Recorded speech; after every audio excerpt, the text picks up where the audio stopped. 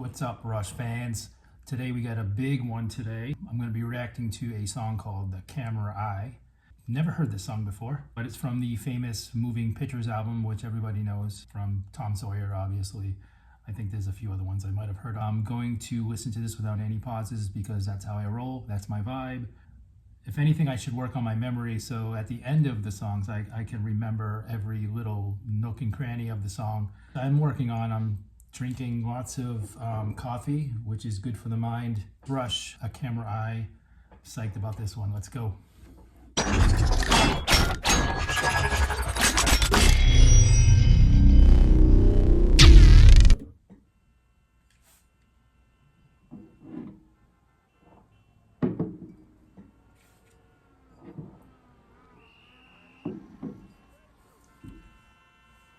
I hear traffic.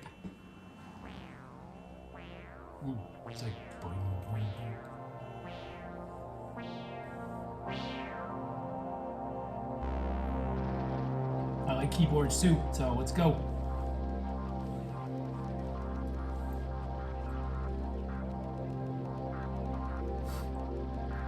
Some synth actions, like 70s or 80s synth right here.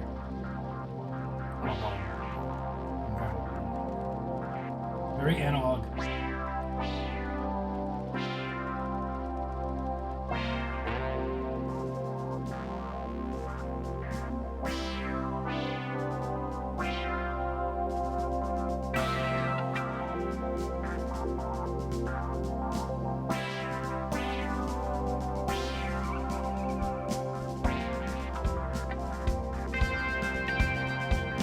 Drums coming in nicely.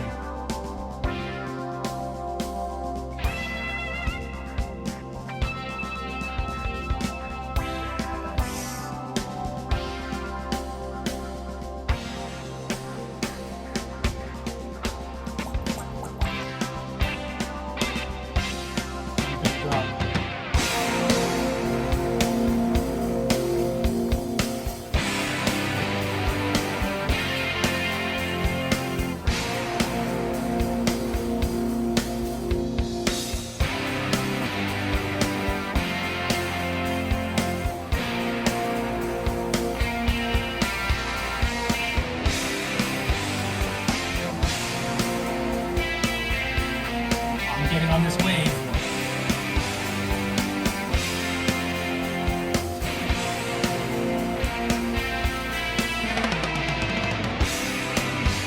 Nice.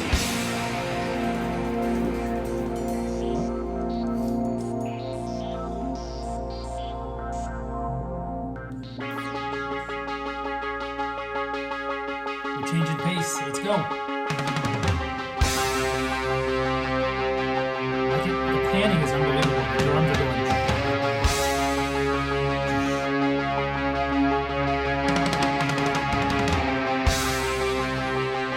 Left to right.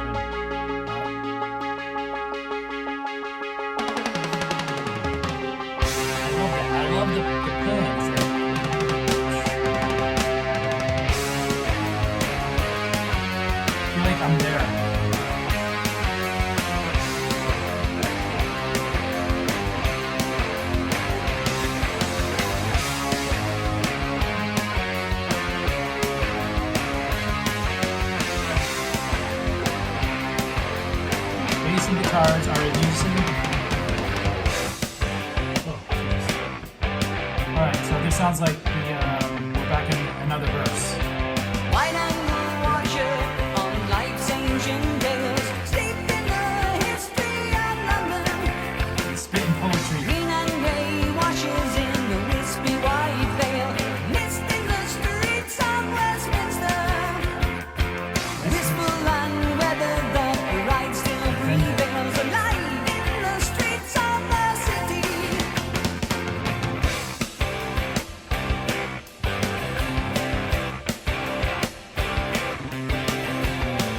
The weird thing is all these are very different, but they're very cohesive and they sound like they belong. I don't know how they do it.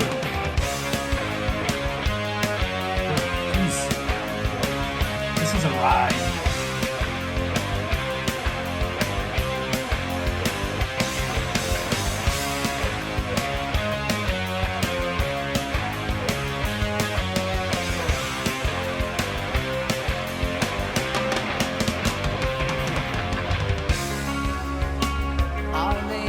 This is my favorite. This section is my favorite part. Whatever they're doing right here. I can listen to just this for 8 hours. Of light unique to every city street.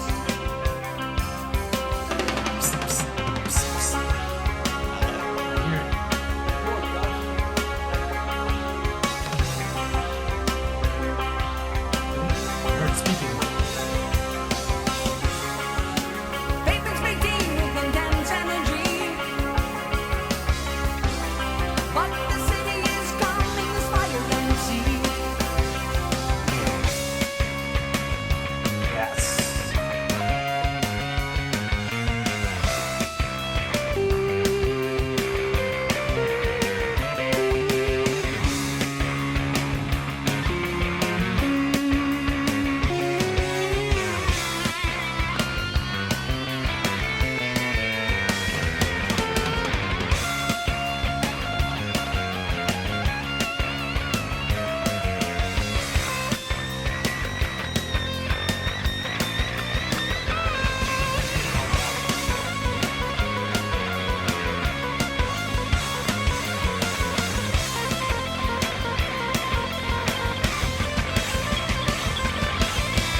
I feel a sense of possibilities. I feel the range of our realities. The focus is sharp in the city.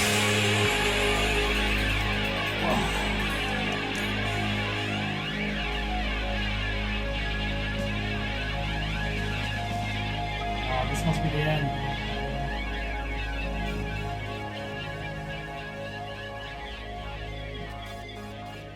Really?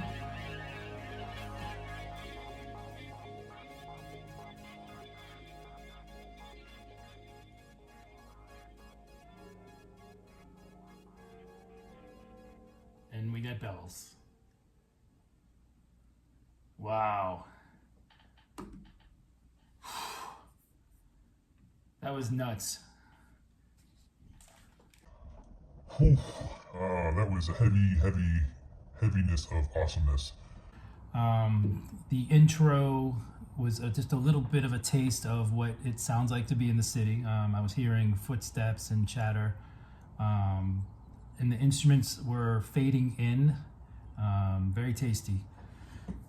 The one thing that stuck out from the intro was when those keyboards came in, those oscillating chords that were coming in, gave me a great nostalgic feel. And I don't know how else I could say that other than it just reminded me of, my very, very early childhood, the sounds of my toys and, those keyboards you get for Christmas when you're like 6 years old. I was born in 75, so I think this came out in the early 80s. So it's right around that time when I got my first, keyboard or something. And I remember hitting the key and you had those analog chords, that the reverbs and all that stuff. This is kind of like the nostalgic feel I was getting immediately off the bat. So nice to be back to my childhood when my hair was all black. So then the the anticipation was building slowly at that point to the next part, which I guess would be the after the intro, the first part, you want to call it or whatnot. Keyboards were picking up in oscillation, in volume. Chords were getting heavier, and then they were just pretty much doing like straight chords, a straight progression. It almost sounded like it was an odd time signature, but I'm not sure if it was. That's what Rush kind of like does. When I listen to them, I notice that they can be in 4/4, but somehow it sounds like it's like some other time signature, or in the reverse, it's in an on time signature and it sounds like it's in 4/4. But anyways, that's just stupid stuff that I noticed. The heavy chord progression then led into like almost like a pause, and then it kind of restarted again. And at that point I was curious, I was wondering if this was an instrumental. So the intro to the song was pretty long. It took a while just to get to the lyrics, so I was on the wave. At that point I was like, okay. And I love what Rush I love when Rush takes a song and they're not right into the template of what you want to say a normal pop song would be, where you have to get to the singing right away. Rush takes their time. They're not, this probably isn't something you would. Whoa. There's another airplane. After 9/11, I always look out the window. I'm in a high building, so every time an airplane flies by, I'm definitely paying attention. It's just like a nervous tick. But so the lyrics finally came in. Well, before the lyrics, there was this like chord picking progression that was very open, and it was just nice. So the different parts of the song, if you're just talking guitars, in the beginning there was those like tasty little harmonics and little guitar bends and stuff like that. When it came into this heavy bar chord sound, kind of big, epic anthem kind of strumming and boom, boom, boom, and then he starts picking, and that's kind of like my favorite part. Is like when it's a little bit clean and he's doing polyrhythmic, picking patterns. I was hooked way before that part, but I mean that's my favorite part of the song. Going forward, the lyrics start kicking in, and it was very descriptive. It was very clear too. I could hear everything. Nothing was not audible, or I just understood what he was saying, which is rare. Like I typically do not like listen to the lyrics, and I'm kind of paying more attention to the musicality of the song, the musicianship and stuff like that. So I was picking up on just a very good description of like somebody walking through the city. I guess it would be somewhere, maybe after summer, in between summer and fall. That's kind of like the feel I got. At one point he was talking about just the rain, and how he was describing, I think he was describing how the people were just kind of oblivious at something, and they were, somehow he tied the rain into it. Let me see, I got the lyrics here too.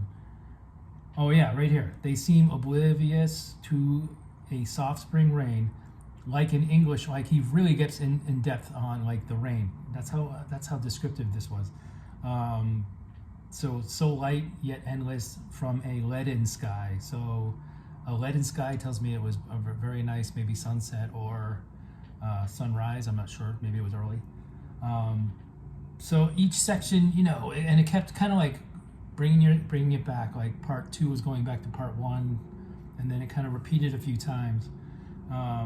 Each time it did the go around, I noticed keyboards were, everything was a little different, subtly. It's very subtle, but the keyboards would go from maybe a chord to like just a one note droning thing, and guitars were just a little bit different. So that's very good. If you're just going to repeat the same thing 3 times, it will get kind of boring. So these guys, what they do is they love to, like, they can repeat something, but it's different but the same. I don't know. What am I talking about? I don't know.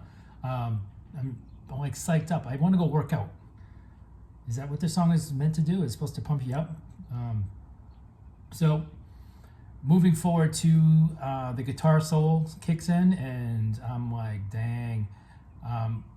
But the great thing about Rush, I noticed, is like when the guitar is like going off, Geddy is doing like singing on the bass. Like he's doing a bass solo, but it's not a bass solo. It's still, it keeps the structure going. Same thing with Neil. Neil is, it's like when it's solo time, everybody gets a little bit of carte blanche to do a little bit more. So I love this. This is something that's going on my playlist. Next long drive, that's more than 10 minutes long. This is going to be up there. This is going to get me through the traffic. And I just hope that it's raining so I can open my window and say, this is a soft English rain. Anyways, man, just thanks for recommending. I can't remember who recommended this. I'm sorry. You know who you are. There's been 3 or 4 people that left me death threats if I don't react to this or listen to it. They're gonna cut off my internet. So anyways, I did appreciate it. I love you all, and Rush kicks ass. Let's go.